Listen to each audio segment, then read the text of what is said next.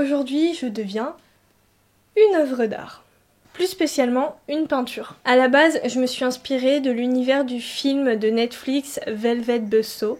Ça fait assez longtemps qu'il est sorti maintenant. En tout cas, quand je l'avais regardé, tu vois, c'est pas mon film préféré, mais j'avais pas non plus détesté ni surkiffé. Voilà, c'est un petit peu neutre quoi. Par contre, tu sais, Netflix font tout le temps une bannière pour faire la pub du film. Et la bannière, je la trouvais super intéressante. En fait, c'était la peinture, mais genre qui pleurait des larmes de sang en 3D ou en peinture 3D si tu veux. Tout simplement, j'ai repris l'idée et je l'ai mis à ma sauce. Aujourd'hui, nous sommes le vendredi 30 août. Je me suis dit, vas-y, Indy, change-toi l'esprit quoi. Parce qu'en fait ça fait 2-3 jours que j'ai perdu mon lapin qui était l'amour de ma vie. Donc voilà, c'est le premier maquillage que je fais depuis qu'il est parti. Vegas, ce make-up c'est pour toi. Bon maintenant je vous laisse avec la suite du tuto.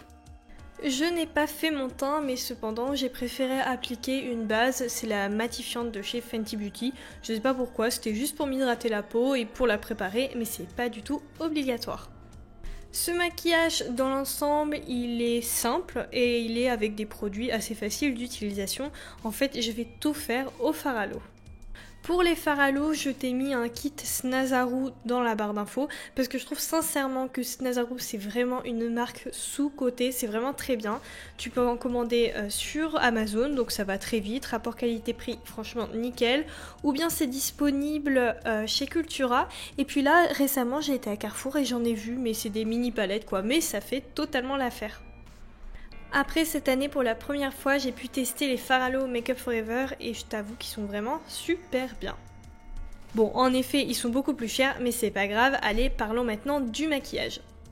Je vais commencer avec une couleur jaunâtre, donc après vous commencez vraiment, vous pouvez choisir de faire un tableau dans les tons bleus, un tableau dans les tons roses, etc. Moi j'ai essayé de faire un petit peu en mode naturel, mais pas trop. C'est-à-dire que dans un premier temps j'ai pris une couleur jaunâtre, beige, qui est assez, comment dirais, pastel et clair. Donc ça veut dire que cette couleur-là, je l'ai positionnée aux endroits de lumière, au niveau de mon front, de mes joues et de mon menton.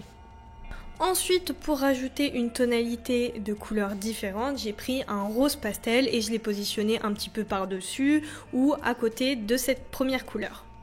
Maintenant que j'ai fait les espaces de lumière, je vais passer aux ombrages.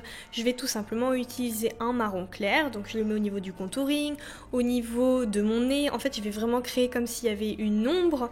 Ensuite, un petit peu au niveau de mes cernes pour marquer tout ça, sous ma bouche. En fait, je vais vraiment accentuer. Au départ, t'as l'impression que ça fait des taches, que c'est un peu chelou, mais c'est tout à fait normal. T'as compris, j'accentue les zones d'ombre ou bien les zones où il y a des rides, genre un petit peu mes cernes, et après plus tard je vais passer aux rides de mon front. C'est exactement pareil que tout à l'heure, c'est-à-dire que tout à l'heure j'ai pris mon petit jaune et j'ai rajouté du rose, et maintenant après mon marron clair, je vais prendre du marron foncé et je le mets en plus petite quantité de manière plus précise. Maintenant je change de tonalité avec un vert argile. Pourquoi ? Parce que ça va m'ajouter un petit peu de couleur dans ma peinture. La couleur verte, en fait, si tu as remarqué, elle est très claire, donc c'est-à-dire que tu peux la placer au niveau des ombres de lumière, logiquement. Mais après, tu peux tout à fait rajouter une couleur rouge pour être un petit peu dans la neutralité de la peinture que je veux faire. Mais cette fois-ci, elle est plus foncée, donc elle ira dans mes zones d'ombre. Ah oui, petite parenthèse sur les pinceaux que j'utilise, j'en utilise deux. Le bleu, il vient de chez Cultura et l'autre, c'est un Bdellium Brushes. Voilà, il est plus compliqué à trouver. Mais en tout cas, c'est juste des pinceaux qui permettent de donner cette texture genre peinture, voilà. Parenthèse fermée. Pour apporter encore plus de contraste à mon œuvre, je vais utiliser du noir et ensuite du blanc. Donc forcément, le noir, je vais le mettre pour accentuer mes rides, mon contouring. Et vraiment, vous allez voir, ça va commencer à changer tout le travail que j'ai fait depuis le début. Donc le but, c'est pas de faire des pâtés noirs à droite à gauche, c'est vraiment de bien les situer. En fait, ce maquillage, c'est vraiment de la superposition. Tu rajoutes de la couleur, ensuite t'en rajoutes encore une parce que c'est trop clair, après encore une autre parce que c'est trop foncé. Enfin voilà, c'est... En fait, il faut juste savoir quelle est ta limite et il faut savoir s'arrêter, chose que j'ai eu du mal à faire, mais je ne le regrette absolument pas. Une fois que mon noir est posé, je vais poser du blanc, donc en plus petite quantité, c'est-à-dire qu'au niveau des zones de lumière de mes rides, de mes joues, de mon highlight, de mes os, de mon nez et de mon menton. Je repars avec mon fard jaune pastel pour colorer les lumières de ma bouche parce que là elle n'existait pas, donc je vais venir enfin la créer. Pourquoi? Parce que c'est des fards à l'eau, donc forcément avec ta bouche peut-être que ça peut baver ou ça peut s'effacer facilement, mais finalement ça a très bien tenu. Et c'est à ce moment-là également que j'ai décidé de changer de technique de peinture. C'est-à-dire, je précise, au lieu de faire des petites stries, je vais venir faire comme si je tapotais à droite à gauche. En fait, mon but cette fois-ci, ça va être vraiment de mélanger les peintures entre elles, enfin les couleurs entre elles. Au départ, je faisais avec des stries parce que ça m'indiquait un petit peu la direction de mon maquillage. Et après, une fois que toutes les bases étaient posées, et bien après, freestyle, je fais ce que je veux et je retravaille ce que je souhaite. Par exemple, au niveau de mes rides, au début elles n'existaient pas, après j'ai commencé à les tracer, après elles étaient trop présentes et maintenant elles sont vraiment parfaites, genre à un moment elles sont estompées, à un moment elles sont bien marquées. Enfin bref, c'était le résultat que j'attendais et quand tu regardes un petit peu les peintures, ça se passe un petit peu comme ça quand même.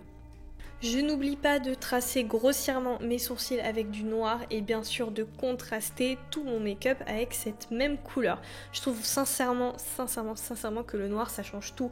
Et après j'ai décidé de rajouter des crachotis. Donc c'est simple, tu mets un pinceau rigide dans l'eau, tu le trempes à fond dans l'eau, ensuite dans ton produit et ensuite tchouk tchouk tu t'éclabousses avec. Après je me suis éclaboussée de manière stratégique, c'est-à-dire le noir je l'ai concentré aux endroits de contouring, le rouge à l'endroit où il y avait déjà du rouge et le blanc au niveau des zones de lumière. Cette étape est facultative mais je trouve qu'elle permet quand même de mélanger pas mal les couleurs entre elles et j'avais envie, voilà. Je passe maintenant à la partie collage donc de mes petites larmes rouge sang 3D. En fait, au préalable, j'ai tout simplement pris un pistolet à colle avec des petites recharges genre que j'avais trouvé chez Lidl, qui étaient rouge paillettes, or, etc. Et en fait, j'ai simplement coulé tout ça. Pour coller les larmes, j'ai pris une colle à prothèse Maprozed parce que je trouve que la colle à fossiles et la colle à postiche, ça ne tient pas du tout.